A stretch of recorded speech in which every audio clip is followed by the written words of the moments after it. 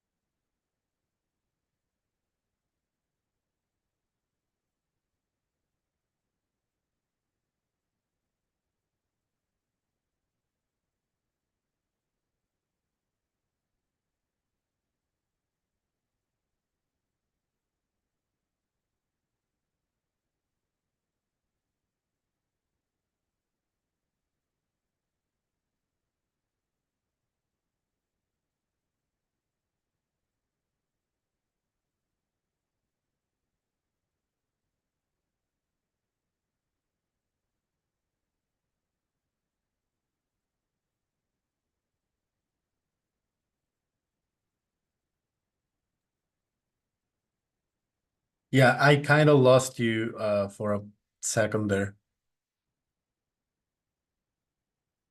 Hey, hey, hey.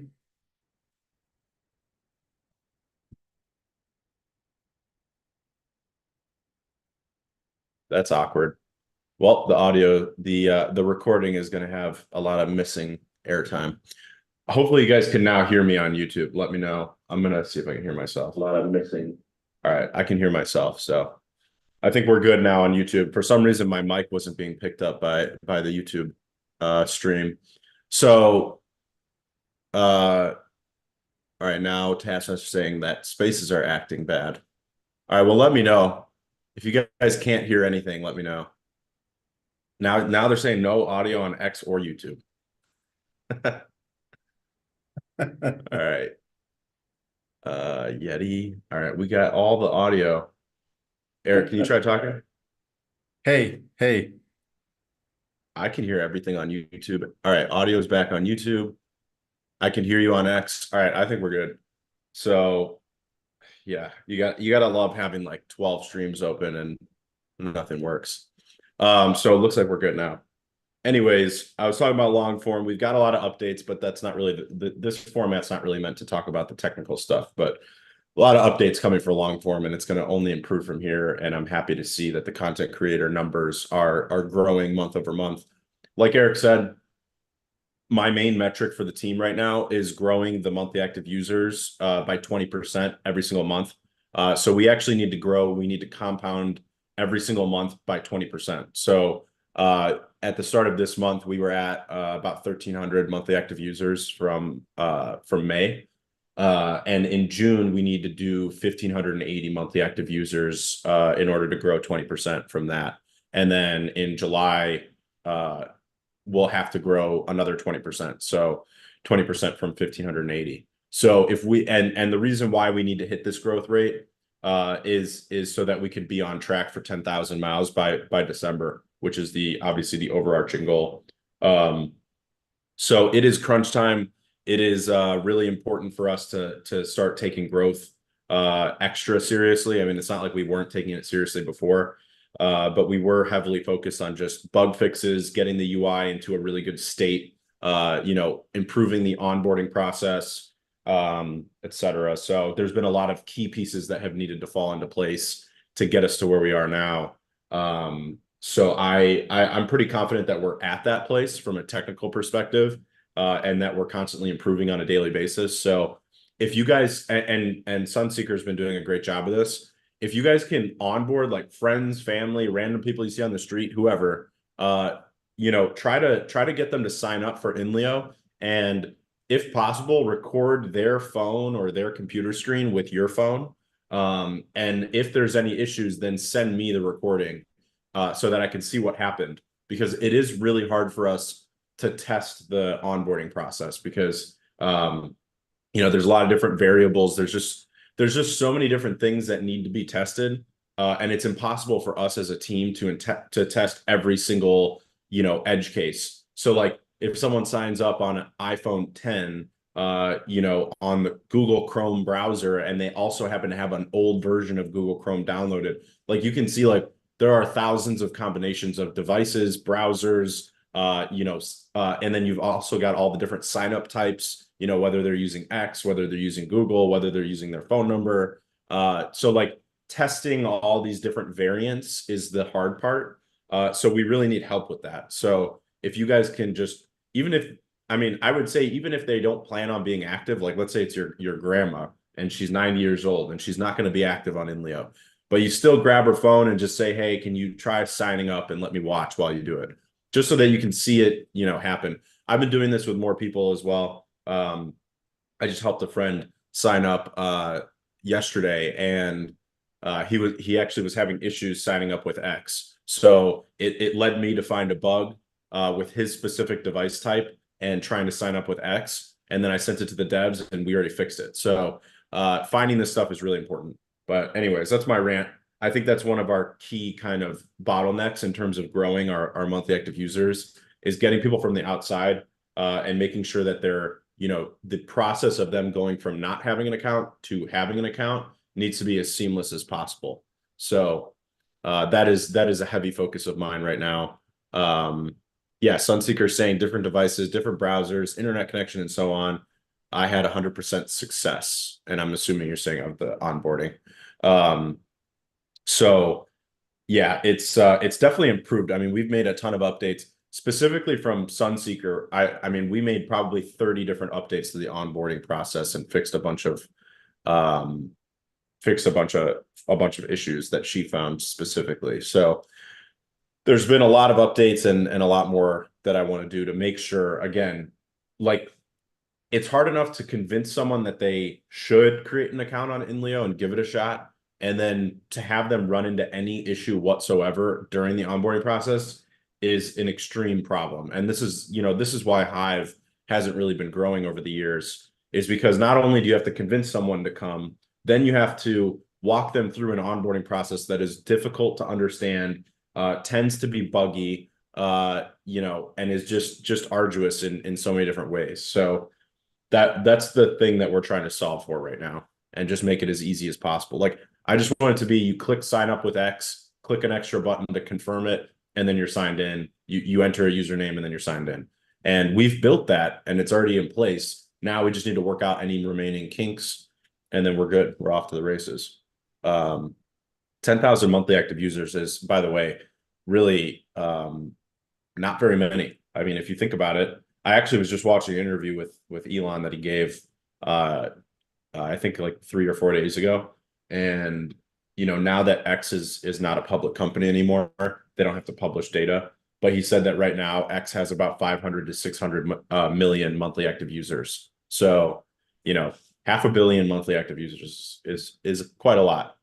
And INLEO being at 1,300 MAUs and our target being 10,000, I feel like it's very achievable with the current state of the UI. I think if we didn't add any more features, we could still hit 10,000 MAUs and have a very happy user base. Obviously, we're going to keep adding new stuff, but I'm very happy with the current state of things. And now I think it's time to just really dial in on the onboarding in general. So I put out this thread a couple days ago, and I also have been telling the team this. If you measure the value of a monthly active user, and I actually named the space after this, because I think we all should start thinking about monthly active users in this way. I think it's really motivating, and it kind of pushes you in the right direction and the right frame of mind. Now that we have about 1,350 or so monthly active users. And if you take that against the Leo market cap, when I calculated this, it came out to about $1,300 per MAU. So each user on INLEO is worth $1,300 to the Leo market cap. So when you think about it this way, and I put this in my thread, if each one of the existing monthly active users, and let's just use 1,300 monthly active users and $1,300 per monthly active user, as our metrics, because it makes it a little easier. If 1,300 people onboarded one person per month, which would be 1,300 more people per month, that would be $1.7 million in market cap added to the Leo token every single month. So it would, I mean, obviously the first month that would mean a doubling of our market cap. So I think the value of a monthly active user is an important thing to really understand, because you start to realize that you may right now think, oh, it doesn't matter if I onboard one person off the street and they become active on INLEO. Like, that's not, we need to think about how to onboard 1,000 people. And I actually think that that's the wrong framework. I think every single user matters. And I think valuing it based on, the head count is a great way to think about it that way. And really value the one-to-one interaction, where you can say, all right, if I onboard 10 people, that's how valuable it is to the platform. And that's, 10 people is not that many people. So, Simple Game said, no way task is only worth 1,300. Yeah, I mean, obviously these are metrics that a lot of other platforms use, and it's definitely an interesting way to frame things and to think about things. Because obviously, like, if you looked at X and looked at the value of each user, it would be a lot lower. I mean, at 500 million, I don't know what X is worth right now because they're no longer public. I think when Elon bought it, it was like $50 billion. That's what he paid for it. I'm pretty sure. So, you know, that values each monthly active user at what, $10? So is it 10 or 100? I hate doing math on air. You guys can correct me. You guys can correct me in the threadcast because I'm not going to spend too much time thinking about it. So, you know, each MAU is a lot more valuable on INLEO than it is on X. So we can pay, like, if we have to pay to get a monthly active user, which means we have to do advertising or we have to pay for a sponsorship or whatever, you know, if you value each MAU at $1,300, then anything you pay under 1,300 is technically a good trade. So obviously we're going to try to have a user acquisition cost that's cheaper than that. But again, this is just a framework that I started looking at monthly active users with, and realized that, you know, this is really important for us. You know, each MAU is extremely important to get. And when you actually think about how we monetize a monthly active user, think about this. Each one of you guys, if you subscribe for premium for a whole year, it's $100, right? If you do the yearly option. So if we were to actually try to extract the $1,300, it would take essentially 10 years of you being premium. If we only count premium, we're not counting, you know, Leo decks, we're not counting using Leo bridges, you know, all the other forms of delegations, all the other forms of value accrual that Leo also has for our user base. We're not even counting all of that stuff. So if a MAU can be basically monetized for 10 years, and it turns into actual real value. So while this is a metric based on, you know, literally just taking the current monthly active users divided by the current market cap, I actually think it has some basis in reality, and starting to look at things in this framework allows you to realize that if I go out and onboard one person a day or one person a week or one person a month, that adds a lot of value to this ecosystem.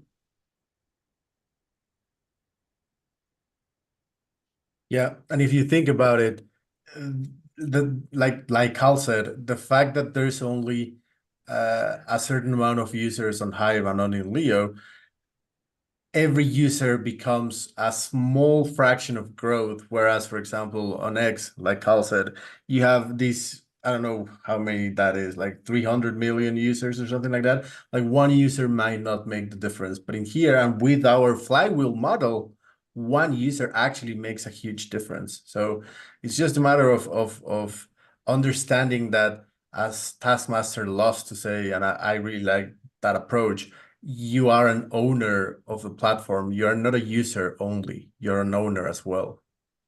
So every user that you bring in gives a lot more value than in any other platform out there. Yeah, and Task, I'm sure, will remind everybody, and I'm actually starting to feel like we're giving him a good idea for a blog post of some kind. But he'll frequently remind you that you are an owner of this platform. So you know we are all owners. And if you start to think about things in this way, you're adding $1,300 in value with each person that you onboard to a platform that you own. So if everybody starts to think in this way, it really, you can see things grow very quickly and exponentially. And one thing that Eric and I are working on, yeah, Tash said anybody can be a super user. The key is to be a hub. Yeah, I mean, you want to be a hub in many different ways. You want to be a hub of activity. You want to be a hub of, you know, positivity, you know, general usage. You want to be a hub of feedback. I mean, there's so many ways to look at this platform and look at what you can do. You know, Nifty will tell us that ask not what the platform can do for you, but what you can do for the platform. So I think this is a good transition into one thing that I think will be probably one of the number one ways that we get new monthly active users from outside, which is something that Eric and I have been working on, and that is getting external communities onboarded. So, you know, I'd love to riff on that a little bit, Eric, and just talk about, you know, what's a good target community. And I think there's a couple different layers to this. Like we as a team are looking for and trying to talk to various communities and onboard them. So we're obviously, I think the biggest one is going to be Thorchain University, and Eric is working hard on that. And we'll hopefully see them onboarded in the next, very soon. But I think what the community can also do is find other communities outside. So like what our community can do is find other ecosystems and communities out there, especially in the crypto space, because that's just an easy, kind of bridge, a gap to bridge for us. So, what can the community do in terms of finding other communities out there? Whether it's, and like I said, this is why I'm starting to frame the MAUs as the value of them based on the market cap. Um, if you think about it this way, like if you onboarded a community and there were only 10 people in that community, I mean, that's $13,000 in theoretical value for the Leo token economy. So, whether it's a community of 10, a community of 100, a community of 1,000, each one of those has a lot of value that they bring to Leo. So, I'll pose this question to Eric and see what you riff on, but, what can the community do to help you, to help us, grow this platform and onboard, say 1, 2, 3, 4, 5 communities each month? Yeah, so the way I look at it, there's two types of communities that we need right now. And one is the crypto focused community or the crypto native community. For example, the ones that for like you already mentioned, the Thorchain University community, which already knows what crypto is, how can crypto improve your standard of life, how can crypto like solve a lot of things for you. And the other one is the content creator kind of community. So you have the crypto one that will become probably your kind of investor being active because they are doing research on the next hot token, or maybe because they want to stay updated with what Thorchain is doing or what Maya is doing, whatever, things like that. And you have the other type of community that is the content creation one that is not has nothing to do with crypto, but will bring life to what we are doing uh, with Hive within Leo, how we are focused on bringing action to the platform because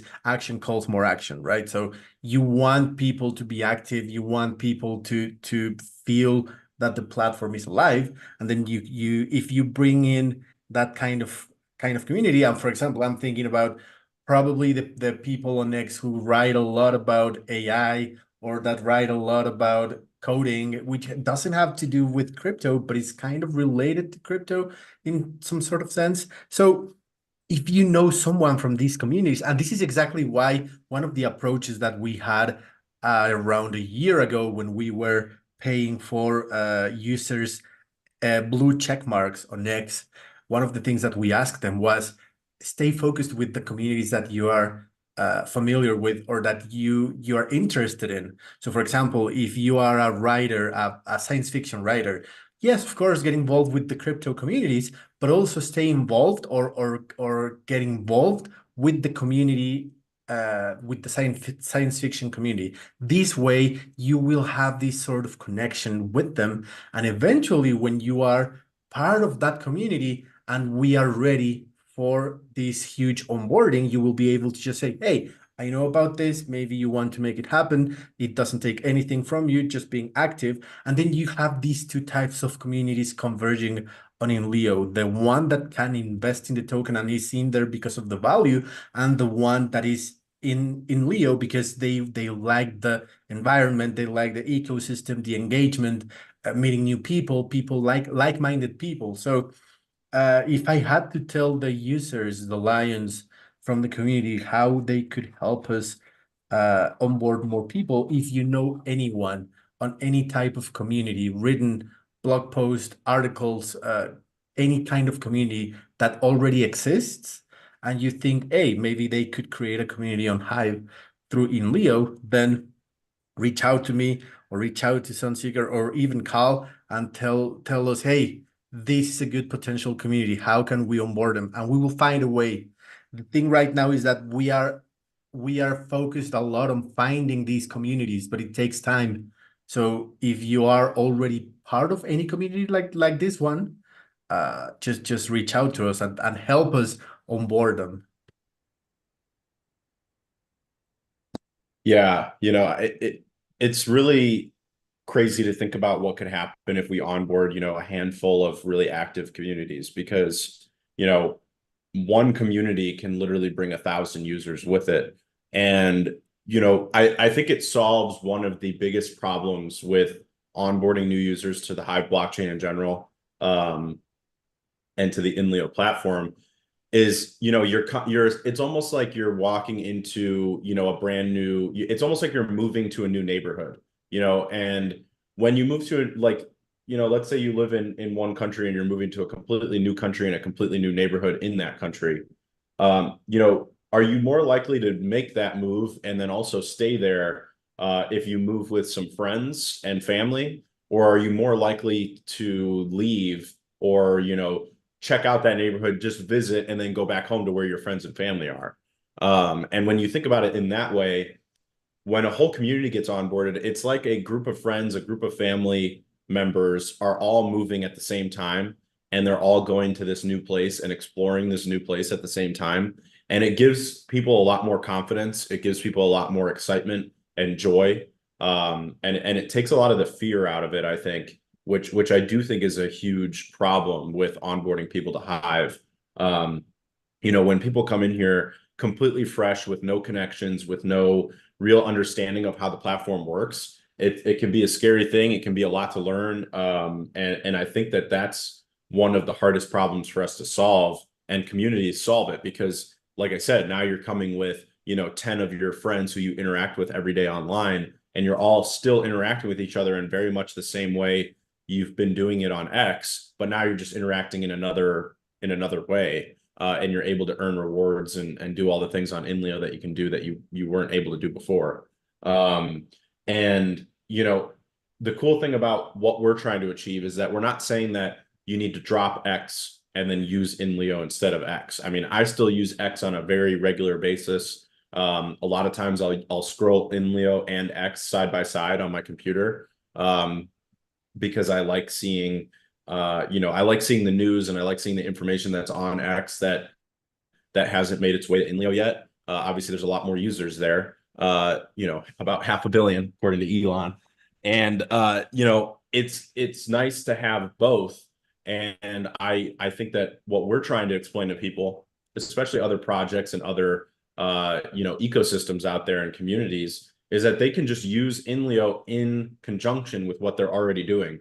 And by doing that, it just adds more value to their community. So, if you're, for example, if you're a project, let's say that you're, Maya Protocol, and you're writing your blog post updates on Medium, why not just copy and paste that blog post and also publish it on INLEO? And then, I mean, I don't think the Maya team or any real team out there cares all that much about the blog post rewards, but they are earning blog post rewards. But I think the more important thing is they're getting a lot more engagement. Like, if you look at Medium posts from most projects, I mean, I would say like the largest projects are getting like 50 comments, but the vast majority of projects are getting maybe 0 to 12 comments. Like, it's very low engagement. It's more just like, hey, we're putting out, it's like a one-way bullhorn. Like, they're putting out an announcement and they're not hearing any feedback. They're not getting much engagement at all.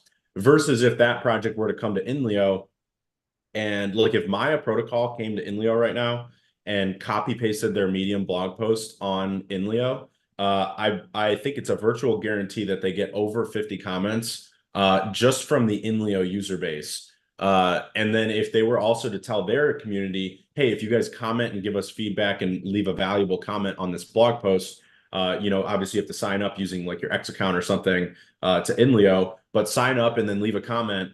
And the INLEO team and our team will upvote your comments, and then you'll actually earn rewards for giving us feedback and engaging with our blog posts that we put out, once a week or whatever their schedule is. They could be getting 100, 150, 200 comments on their blog posts. I think the last blog post from our team got like 50 or 60 comments. So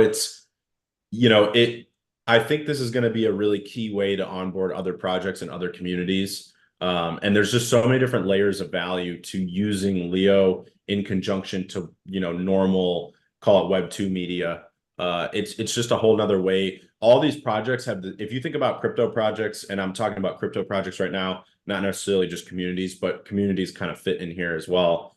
The number one problem of all projects in this space is getting their message out to their current user base and their potential user base. So INLEO is another tool for them to do that. And if we can properly explain that to them and make the onboarding process seamless, then there's no reason why we shouldn't see dozens of projects start to post their updates here in conjunction to the other places that they're already posting to. Ahmad Manga said TikToks on Leo ?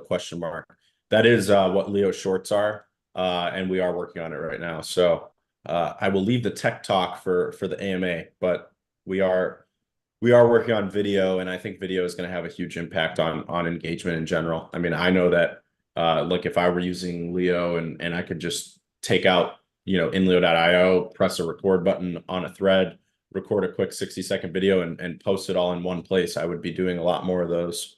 So Taskmaster, so why don't you pull the news from X onto Leo? We're kind of doing that with news to threads. I know that Task is a pretty heavy user of that. I would like to see more people using that, but I think there's a lot of ways that we could be pulling more news. If you actually look at my profile feed of threads, I pretty frequently screenshot tweets from X and I just post them on INLEO.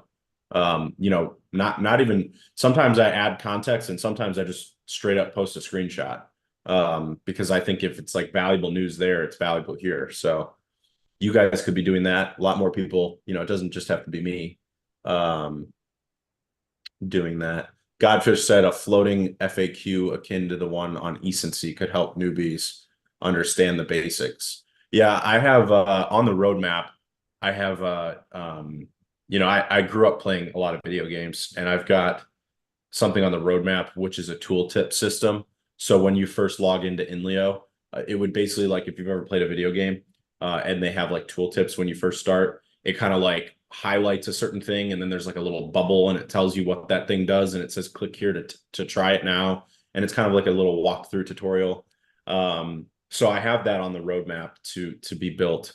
And then I also have the idea that we could add a little reward to it so that like if you go through the whole tooltip process, which might be like, it might take you 5 minutes to go through it or whatever, you get like 10 Leo power staked to your account, something like that.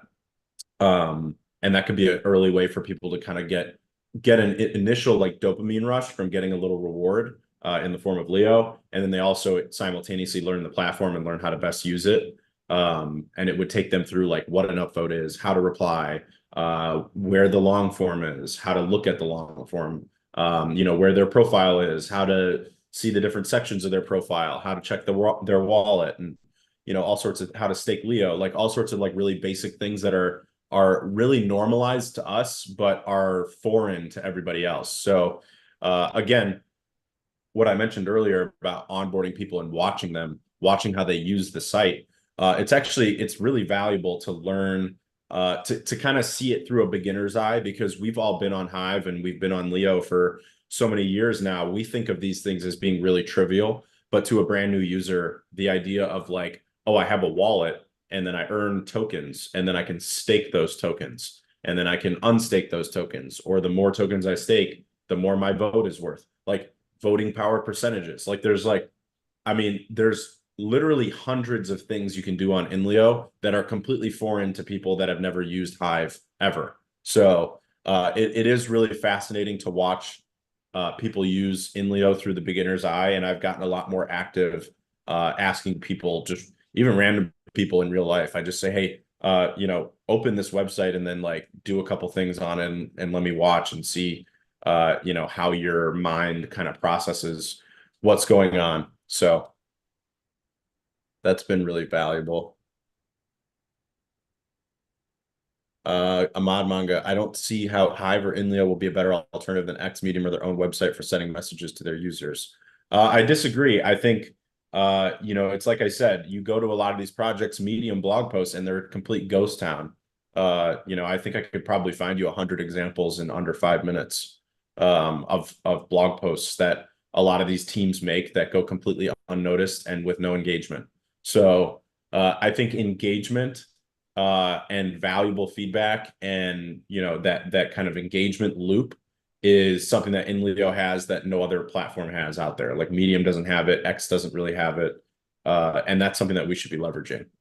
Yeah, I mean, probably, Ahmad, I kind of get where you're coming from, but if you think about Medium or their own website for news, I mean, X is a separate thing because you have the crypto people there, so it's become like a crypto hub, so it's going to be harder. But to replace Medium and to replace their own website as their main source of news or main form of informing their users or their community or their investors of what's happening, you actually want to be on a Web3 platform because it aligns with your foundations and it kind of kills the vibes of, okay, so you're a crypto project, but you're using a centralized Web2 platform to share your news. That doesn't really make sense. The thing is, people don't really know about these alternatives, and it's hard to reach them in general. But what I've seen is that every single person that I have told, hey, would you prefer to use Medium instead of like would you prefer to use INLEO instead of Medium for your articles or for your news? They are like, yes, I would because it's Web3. Let me just check with my team. And of course, things take time, especially when you have this history of 2 years of sharing stuff in one place, then moving, it's hard. But people and projects are actually open to do it. And I know of an example, a very good example of Linktree is very popular with any type of project because it allows you to have a lot of links in one place. And there's a Web3 or a crypto-based Linktree alternative, and projects are slowly, very slowly, moving to that alternative. Why? Because it's crypto, it's Web3, so they actually want to support that kind of thing. So I do think it's a good alternative. I do think that projects will actually consider moving to INLEO for their news, for publishing all of their news and announcements. It just takes time to reach out to all of them, especially because there's like a million new tokens every single month. So you want to reach out to the correct ones, but they're big, so it's hard to reach out to them. So it is a feedback loop. So it just takes time, but I do think it is the way. Yeah, I agree. It's if it was easy, there would be a lot of alternative platforms that are succeeding in a big way. So it's clearly not an easy thing.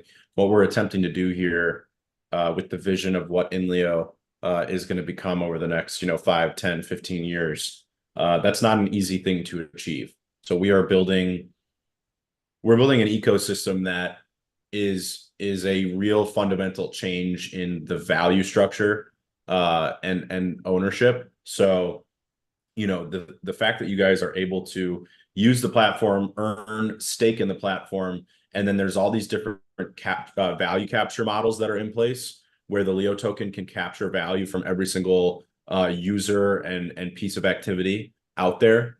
This is a completely unique setup and a unique ecosystem. So it's a lot to explain to people. I mean, Eric and I have spent a lot of time talking to people from the outside and explaining to them what we're about and what we are and how it all works. And I would say 90% of the time or more, people are like, they can't even believe that all this stuff is reality, like that it's been built. It's not just something that we talk about, like this is what we want to do. It's like, no, this stuff exists. Like we've built it. I think one of the biggest examples was Thorchain University, Baloney Bones. After the space that we did, I actually sent him a link to the Threadcast, and he was like, "Holy shit! I had no idea there was a Threadcast where there's live feedback coming in from the audience." And you're like, and then I was like, "Yeah," and you like upvote all the audience members, and they're earning crypto for their engagement. And he was like totally surprised, had no idea that it was there. And then I felt bad that we didn't tell him about it before the show. But I mean, it was just like, so I mean, when we line up a show, there's just so many moving pieces. So it was just something that we kind of forgot to tell tell them about. And then a lot of times, the guest is more interested, like they're kind of focused on speaking. They don't need to have another distraction. It is a little distracting to like read a threadcast and talk at the same time. Sometimes you can see me like I'm talking and then I'm reading your thoughts in the threadcast and then getting distracted and losing my train of thought. Um, but it's really fascinating. Like people see this and then they realize that there's a lot of value here. We just did that space yesterday with Starkers and Alex, the founder of Maya Protocol, and then Starkers, you guys know him. He's the founder or co-founder of Three Speak. And Starkers was in the threadcast and he was upvoting you guys. And he was like, he actually was talking about how far threadcasts have come because he was there for some of the early threadcasts. And if you guys remember as well, they've gotten a lot better. They're pretty much 100% smooth now. I would say like I don't really run into any errors while I'm using them. So they've gotten a lot smoother. They're a lot more engaging. They're real time. And then you can just keep upvoting, and it's just threadcasts have come a really long way. And Starkers was even talking about how surprised he is at how really how amazing and how smooth it was working while we were live on air. So and we're at 200 comments right now in this threadcast. I'm pulling out, questions. We're talking to each other. It's really, really incredible. So I think, we've talked about how communities are going to be a growth center. I think threadcasts are a really under-leveraged growth center for us. And I want to see us leverage them more. There's a lot of people out there who do spaces of all sizes, like some spaces with 100,000 users that are live in the X space, and some spaces that have 30 users. And I think we should be going after all of those space hosts and asking them to do a threadcast. And then we can, if a space host comes over and they do a threadcast, I'm sure Taskmaster will be in there upvoting, curating, engaging. I know many of you will also do the same. I would do the same. I'll jump in and I'll upvote every single comment in that threadcast. So this is another tool for growth that I think we need to really leverage. I think the hard part for us right now is how do we get the X Space host convinced that they should run a threadcast while they're live on X Spaces. It's a very low friction thing. Like, I mean, all they have to do is sign up to INLEO with their X account and then make a threadcast, and then we'll promote it. Our team will promote it and our community will promote it. And then while they're live on X, they can tell people, and you can actually pin the threadcast. And I'm just realizing that we forgot to pin the threadcast on our X space right now. But they can actually pin the threadcast while they're live on X, and then they can tell their audience, hey, just click that pinned link, and then you can sign up using your X account and then leave a comment, and I'll upvote you for 20 cents or something. And every time you leave a comment, I'll upvote you for 20 cents. And then we can make that happen as a team by upvoting behind the author. So I really think that that's going to be another, in conjunction with the community's idea, I think that's going to be another leverage point for us to go from, the 1,300 MAUs right now to 10,000. You could imagine a good X Space host onboarding 100 people during his X Space, his or her X Space. Like if they're live on air, and then they tell their audience, hey, go over here and I'll upvote you, and then I'll give away $100 to one person in the audience. Like we actually tried to do that with Ice and Breads, if you guys remember at the start of this year. And I think that we had a lot of bugs that needed to get fixed, and we had a lot of onboarding issues that needed to be solved in order to really leverage the onboarding. So yeah, I think now that those things are fixed, we should again go back after people like Ice and Breads and see what we can do with them, and really try to leverage that. I think Baloney Bones is going to be a big ticket item for us. So Eric, I don't know if you got any info for us on Thorchain University or any updates on that front. Right now, no. The last thing I heard was that they were polishing the last details. This was probably like 5 days ago. I usually don't I try to not write them a lot, even though I really want to know what's going on, because to just try to let them do their own thing. But I'll poke them on Friday to see where things are at right now. Sounds good. Yeah, I think I mean we've talked about that and we're pretty confident that there's going to be around, 2,000 to 4,000 users that come to INLEO from Thorchain University. So um definitely excited for that. And also I've been around Thorchain long enough to remember when Thorchain University originally launched. It was actually called LP University. So I'm excited to see them come over. Because it's a really cool project. Baloney, if you guys missed it, we did a space and threadcast with him. I actually don't think we've posted the recording yet, because we were waiting on the audio. So that recording, I'm going to take a look today, but hopefully that recording will go up in the next day or two, or maybe it's already up. I don't know. You can check the YouTube. If it's not up yet, it will be soon. Um, so that was definitely a good one, and I think their user base is going to be they have a really strong user base of people that love to create and engage with content. So they are like one of the most perfect onboarding opportunities for us.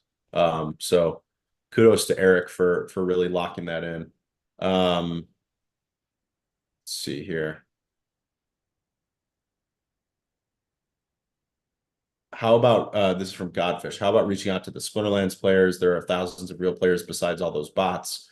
They already have accounts and familiar with L2 tokens, have a bit of high power, some kind of in-game announcement.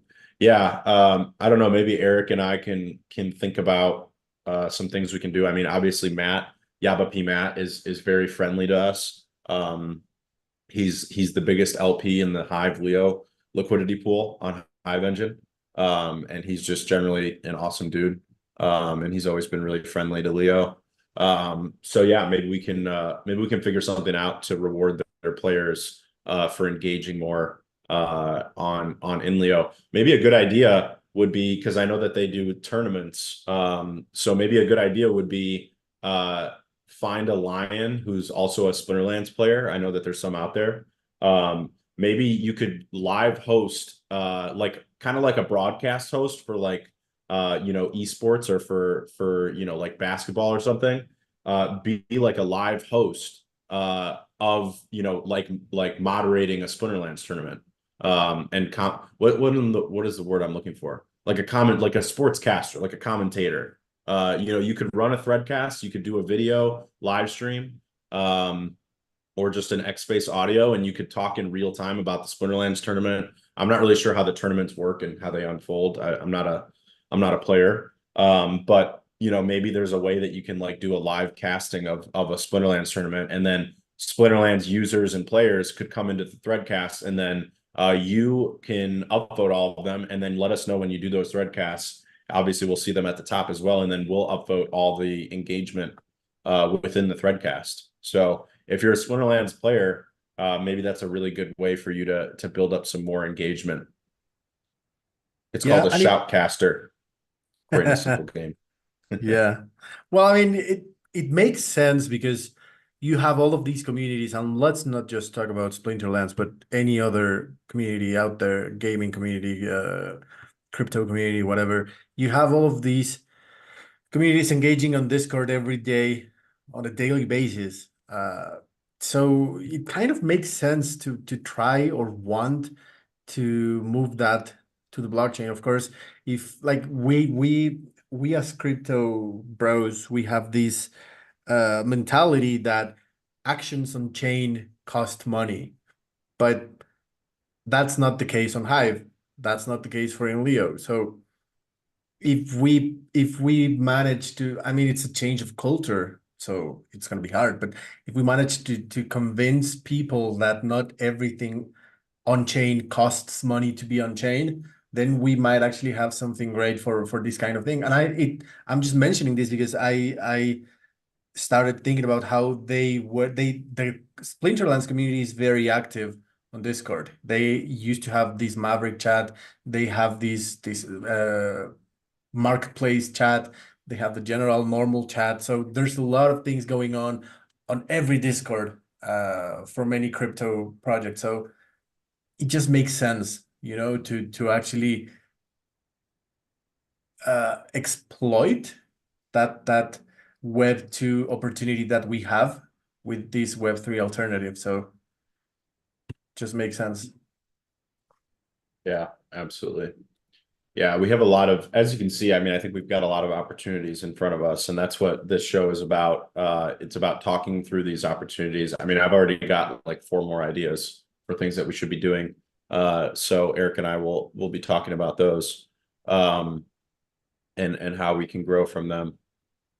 So we've been live for almost an hour. We got about 5 more minutes. Eric and I were talking that we wanted to keep this to an hour. Because we're doing so many shows now, we don't want to be live 24/7, 365. So let's close this out by going rapid fire through a couple questions that I've pulled out. I opened some in a new tab from the Threadcast so that we didn't miss them. So I just want to go really quickly through some of these. So from Godfish, she said, I believe they have Twitch shows for some of the tournaments, or at least I noticed some. Yeah, I thought the same thing back when I was more active on Splinterlands and actually played and stuff. I thought so too. I thought there were some broadcasters who did Twitch shows. So maybe Eric and Sunseeker and Idiosyncratic can figure out if there's anyone, or if you guys know of any, drop a link to one of us, and let us know. And then maybe we can get those broadcasters to do a threadcast in conjunction with their live stream that they're already doing. Because they're already doing a live stream. They've already got a Twitch TV chat. Like I said, I think there's no reason why they shouldn't be also doing a threadcast where they can upvote and curate their community, especially because Splinterlands is a kind of like a cousin project to us by being on the Hive blockchain. Taskmaster said, I'll be doing a movie night in a couple weeks. It will be a video posted in the Threadcast. We can all watch it together and discuss it. It was an idea I had a few months back, but didn't get around to. Yeah, I think that's a really cool idea. I think there's just so many. I mean, we've been talking about this now for like the last 2 weeks. There's just so many different use cases and ideas for various Threadcasts that you guys can be doing. So, we'll keep building the tools if you guys keep using them. And I've got some ideas for Threadcasts in general from a technical perspective, to add some new features and things that are cool. So expect some updates to Threadcasts in July that will make them even more engaging. Taskmaster said Threads is the greatest engagement tool that Hive has ever seen. I agree. I think it's really fascinating to see how Threads have grown. We all were excited about Project Blank for so many years, and I obviously was talking about it and developing it behind the scenes, and it was a difficult nut to crack because nobody had ever done it before. But we've built something now that is, microblogging at scale on the blockchain, in a way that I don't think any other platform has. You can't microblog at the scale that we're doing, really anywhere else. So it's definitely been cool to see it grow, over the years. Big Van said we also need a community that talks about politics, sports, and health. This would help too. I agree. I think who was I talking to yesterday? I think I was talking to Idiosyncratic yesterday, about how the photographers community is really exciting to me, and I see Sergio Mendez is in the X space. That community is really interesting to me because we've been tackling this problem where people think of Leo as only crypto and finance because that was the original branding on Hive for us was obviously Leo Finance. And then when we rebranded to INLEO and released Threads, we became more open to any type of content. So now, whether it's long form blogging or Threads, you can post about any subject. It doesn't have to be crypto and finance. It doesn't have to be, a 1,000 word blog post. You can post pictures. You can post anything that you want. So one thing I'm excited about with the photography community is that, and you can see right now it's the #1 trending tag on Threads. I know that Sergio is going after it in terms of engagement. So, what we're seeing is as this community grows, the photography community and the photographers community, people will see it and be like, oh, wait, I thought it was only crypto and finance. And then they realize because that community is doing so well, oh, wait, now it's actually opened up. So it's actually kind of like built-in marketing for us in a certain way to change that narrative. Ahmad Manga asked earlier about the Thorchain University community and how we're onboarding them. I think we already answered that. Ahmad Manga also said Leo builds the tools and the Lions use them. Exactly. That is definitely the idea behind Leo.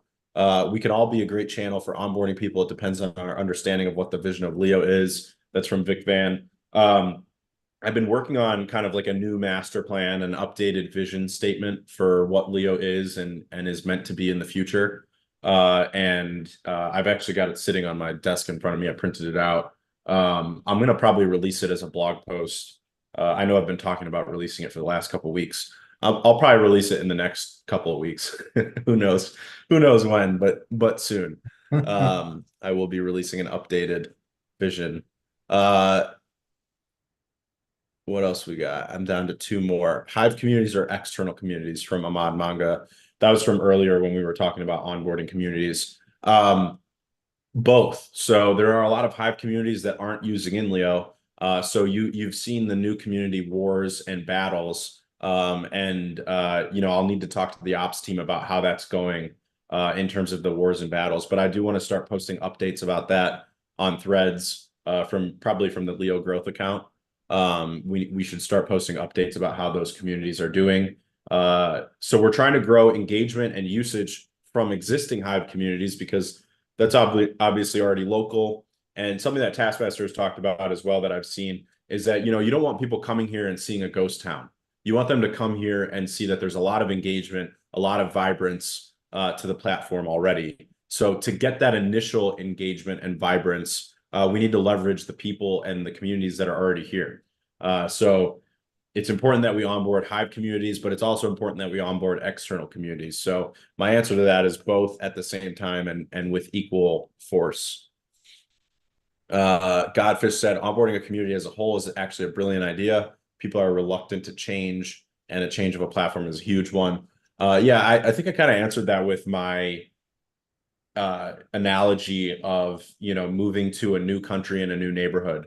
When you move by yourself, I would say it's a lot more daunting of a thing to do versus when you move with some family, move with some friends. It really changes the dynamic of it.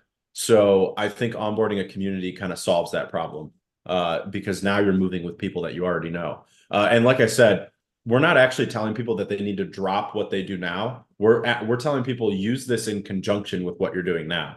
Like there's no reason why you can't use both. I use X for plenty of things. I use INLEO for plenty of things. I use them simultaneously. Obviously, we're still growing the INLEO brand. I'm growing my personal brand, on X.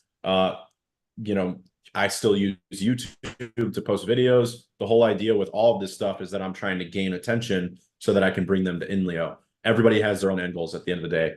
For most of these communities and projects, their end goal is to grow their community. So INLEO should be another tool in their tool belt. We're not asking them to throw out their X account or their Medium account and come to INLEO. So I think that's a key thing. But that's all the questions I've pulled. Eric, I don't know if you've got anything else you've seen. No, probably just mention that I know that we already have the Wednesday show on Tuesdays, which I didn't have a voice to be on. So sorry about that, guys. But we have the Wednesday show on Tuesdays, the Chain Chatter on Wednesdays, and the marketing in Leo on Thursdays, and the activity on the Threadcast has 100 and almost 200 comments. So that's amazing. You guys are the what's the word? The hardcore kind of lions that we need to bring Leo to the next level, to bring in Leo to the next level. So thank you very much for being here. And you know what? I don't know, maybe write your feedback in the Threadcast, but would it make sense? Like, I don't know how many people in your family are on in Leo, and I don't know how many people are into making content and stuff like that, but I'm pretty sure that everyone has a cousin or an uncle or a nephew that would be interested in either creating content or uploading short videos, since we're already gonna have the shorts feature in a couple of weeks, or threads, or maybe even just being active, reading other people's posts. But would it make sense to make a kind of competition where you just whoever brings in one user, a real user, gets something, and maybe we can get 200 people. The we have 250 people with premium, right? So all of these people are of their interest. It's in their interest to grow Leo. So would it make sense to make a competition like this one? I don't know. Just drop your feedback in the threadcast, and we'll be reading. Or maybe if you have any other ideas about that, that would be awesome as well. Yeah, I agree. Definitely drop your ideas. And there from a technical aspect, I'm working on that new leaderboard, which should be live hopefully by the end of the month, maybe early July. And one of the aspects is that you'll earn it changes everything with the leaderboard, and then you'll earn points each month. And one of the best ways to earn points, one of the things that earns the most points is referrals. And I have this idea. I think I was kind of bouncing it off of Idiosyncratic in the ops channel, that the monthly leaderboard will essentially turn into like an ongoing challenge. And when you onboard someone, a percentage of the points that they earn forever in the future will be added to your points every single month. So it kind of creates like, it actually is kind of modeled after like a multi-level marketing scheme. But obviously we're not selling anything. So, it's a little different, but it's like one of those things where like every person you get and then every person they get adds to all of your points every single month. So you could imagine that like some power user could come in, like say like an influencer comes in, like any size influencer. Let's just use like ice or breads as an example. Let's say that an influencer like them comes in and they onboard like 100 users, and those 100 users are active every single month, and they're also a little active every month. Potentially because they onboarded so many people, they could outdo in terms of points, they could outdo someone like Taskmaster, which who would Taskmaster is likely to get a lot of points on his own, but may not refer as many users. So someone who's referring a ton of users who then become active could start to really dominate the leaderboard under a setup like that, where they're earning a fraction of the points earned by all the people they onboarded. So Fred is asking what are the points redeemable with. So I think what's going to happen, I don't think you're going to redeem any points. I think you're going to have like a lifetime points. You're going to have a monthly points, and then you're going to have like daily points earned. So it's going to be something like that, maybe weekly. We'll figure out the details of that later, but you're going to earn these points, and then I don't think you're going to redeem them for anything, but I think what we're going to do is every month we'll give out like prizes, kind of like LPUD, but we'll give out prizes to the people with the most points. So we'll figure out some way to reward people based on points. But this is the whole idea behind the leaderboard. And then I also think we could do cool things when we integrate NFTs, so that when people are consistently dominating the leaderboard and earning, maybe after you earn 50,000 lifetime points, you get like a 50,000 badge of some kind, and it's actually an NFT that's tradable and gives you powers. We've talked about NFTs in the past and how we're going to leverage them in the future. So this is just another way to kind of bring that in. Godfish said there are people trying to scam others for 20 cents they earn on an introduction post. I witnessed a chain of such accounts. I'm afraid that this could generate similar fake traffic. Well, I think at the end of the day, traffic is traffic. And as long as it's not abusing and taking away from other people, I think that it doesn't really matter. So, if someone comes in and they're somehow finding a way to game the leaderboard and abuse it so that they're number one every month, but they're not bringing in real new users, then we could easily just blacklist them from the leaderboard. So then they no longer would earn points. It's like I said, unless they're hurting other people and taking away from other people, I don't really see it as a problem, because engagement is engagement, users are users, traffic is traffic. When we get the new ads platform live, all traffic is good traffic. So yeah, I mean, it's really just a function of if you're stealing something or taking something or like earning from the earning from a fixed pool of rewards, and you're doing that in a way that is abusive, or some other form of that, then we can find a way to police that. But you definitely want to be careful with, and Eric's talked about this too. We're such a small platform. You want to be careful with creating too many rules and abuse, and like abuse policies. We're such a small platform. It's like I said, every single MAU is worth so much to us that, creating too many rules is just not valuable, I think, at this stage. Leave the rule making to platforms like X that have, 500 million users. Yeah. And even then, I mean, like since the moment Musk took over X, his main focus, it doesn't matter if he's achieved it or not, his main focus is just get rid of the bots, but stop policing or stop micromanaging how users behave, as long as they are not posting something bizarre or something exaggeratedly offensive. Just let people do their thing, and I do think that this is the way to go. Even like if I was, this is a very funny thing to approach this, but if I was the CEO of Hive, I would pretty much just allow anyone to do whatever they want.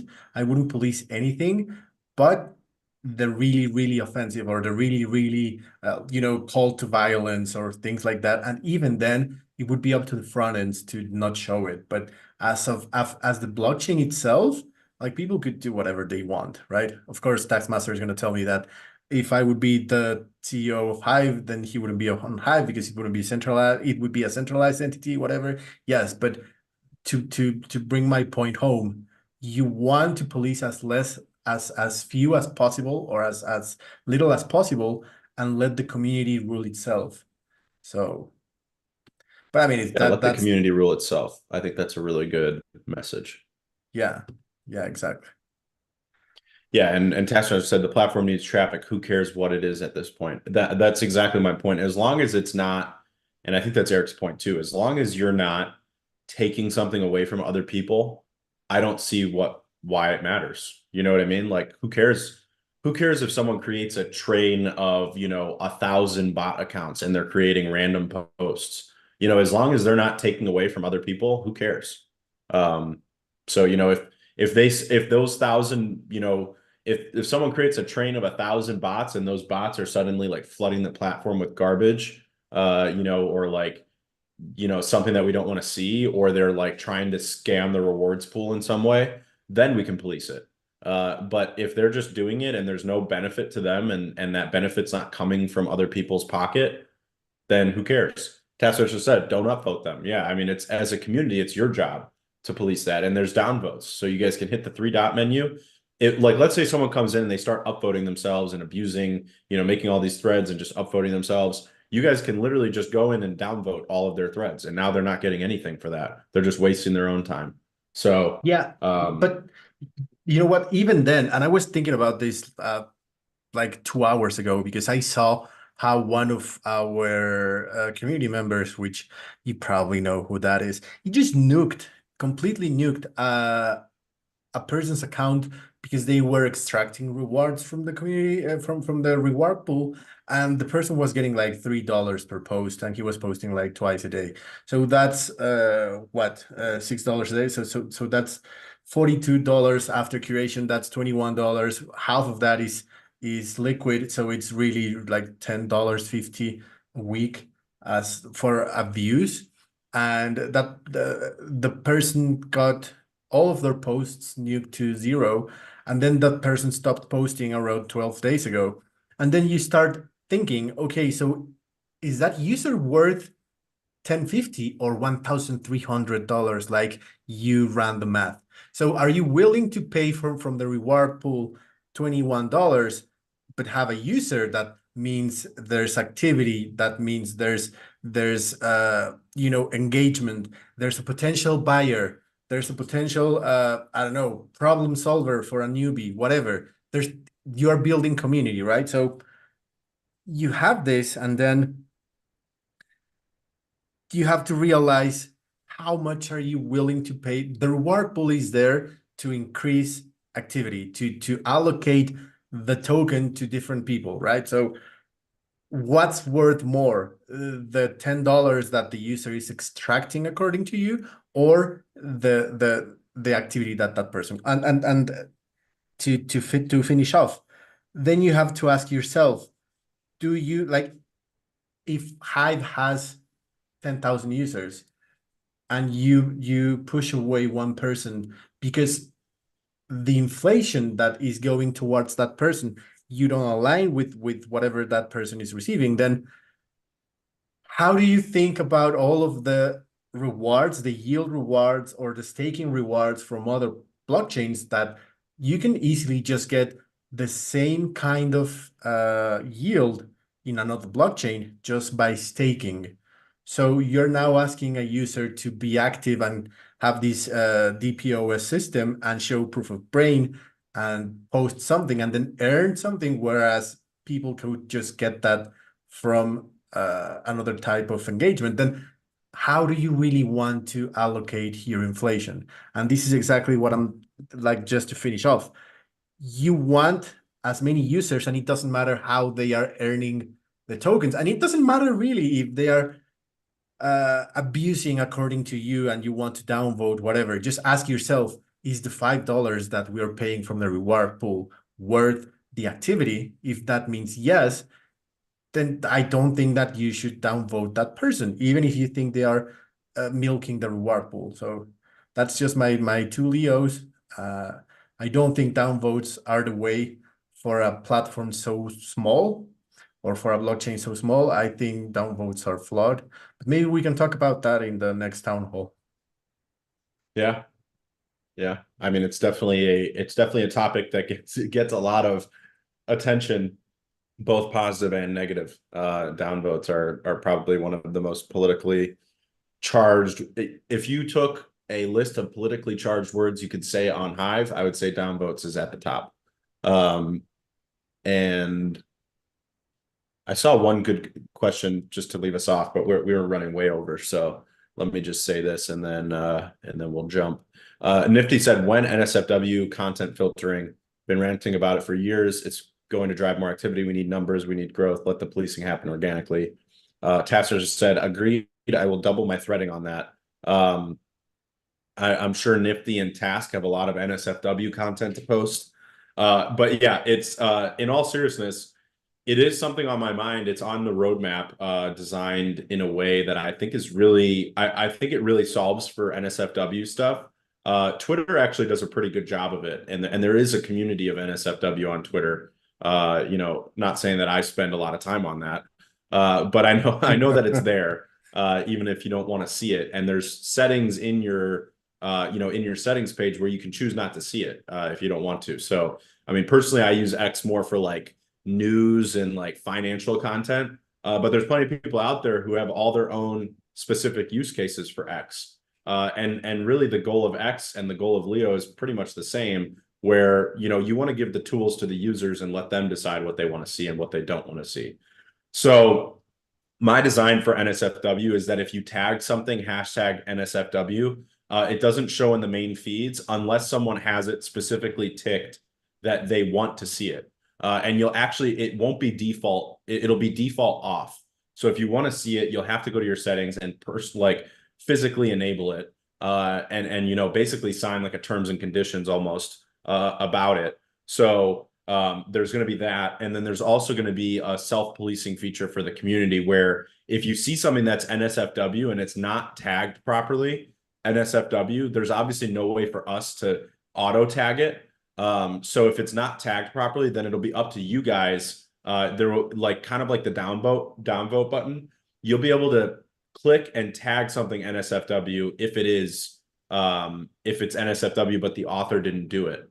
And then, my current design is, if a user, my current design is that it either takes a user with over like 10,000 Leo power, or it takes 3 users with any amount of Leo power to tag something as NSFW that may not be tagged properly. And the reason for that is because you obviously, you need a way for the community to self-police itself, but you also need a way to prevent other users from abusing the power of choosing what is and isn't NSFW. And I think as the platform grows, we can kind of change that model a little bit. Yeah, and the cool part is that it wouldn't be censored, it would just be hidden, or maybe just Exactly. with the warning of, hey, this has this is this is NSFW content, but it wouldn't remove it. So that's the key part. Exactly. It you know, and Task is talking about how we should copy things from X, and I 100% agree. I think there's a lot of great ideas, and Elon's going to keep innovating over there. One thing he's been talking about is freedom of speech, not freedom of reach. So I do think that that is a great model and framework for us, is that, you know, you have the freedom to put whatever you want on here, but you don't have the freedom for that to be shown to everybody. Very much the same that, like, you have the freedom to you know, say whatever you want in America, at least. And but you don't have the freedom to have that blasted on every news network, you know, necessarily. Like, it's freedom of speech, not freedom of reach. So I think we're going to take a very similar model with that. But that all being said, I think this was a good conversation. And I think we've got some ideas. I mean, I definitely got a couple ideas of things that Eric and I can be working on in terms of onboarding communities, getting some Threadcast going in the Splinterlands ecosystem. I think we should look for some streamers to talk to, and then getting some X influencers potentially to revive the idea of having them do Threadcasts for their X spaces. So those are some things that I'd like to see us kind of get rolling on, you know, this week. And like I said, we're at 1,100 MAUs right now, and the goal by the end of this month is 1,580. So we're going to need your help to achieve that, because I would say we're about 250 off target in terms of like the rolling numbers. So we do need to we need to get busy onboarding. So if you have a friend, if you go on X, if you try to onboard one person, my reminder to everyone in the title of this space is that based on the current market cap of Leo, a monthly active user is worth $1,300. So if you spend a couple of hours getting, you know, a new user onboarded, just think about that as $1,300 added to the market cap of the Leo token. So that is how I will leave you guys. Eric, any closing thoughts? Honestly, no. I really liked how this went. Yeah, no, not really, but yeah, basically just remember what I asked for from you in the threadcast. If you think that kind of competition would work, please let us know, because we are really thinking about how to spice things up without having to, you know, this is gonna sound bad, but without having to invest too much money, because the development of the partnerships and all that is the focus right now for us. So give us ideas for competitions. Absolutely. The community is the power. Exactly. Let's go. Oh, Donald Sutherland died. Wow. That's the guy from Hunger Games. I didn't know. I guess maybe he died today. From the That's Hunger wild. Games. 88. Wow, I had no idea he was that old. Oh, I know that guy. Yeah, Yeah, he's in a bunch of stuff. That's also a really good movie, is The Italian Job with isn't that's Mark Wahlberg, right? Or I am I think making so. that up? Yeah. I hope I'm not making that up. I think it's Mark Wahlberg, and then that one tall blonde chick. Yeah. I'm so bad with movies and names and TV shows. Yeah, Mark Wahlberg and Charlize Theron.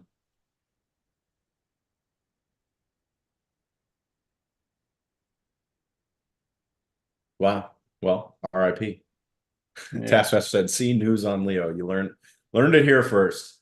All right. I think that's a good place to leave it. Thanks, Eric, for joining me. Thanks, everybody in the Threadcast. We will see you guys at the Lions Den tomorrow, 1 p.m. Eastern, hosted by Taskmaster. Don't forget it. And be in the Threadcast, be active. I'll be curating every comment. So peace out. See you guys.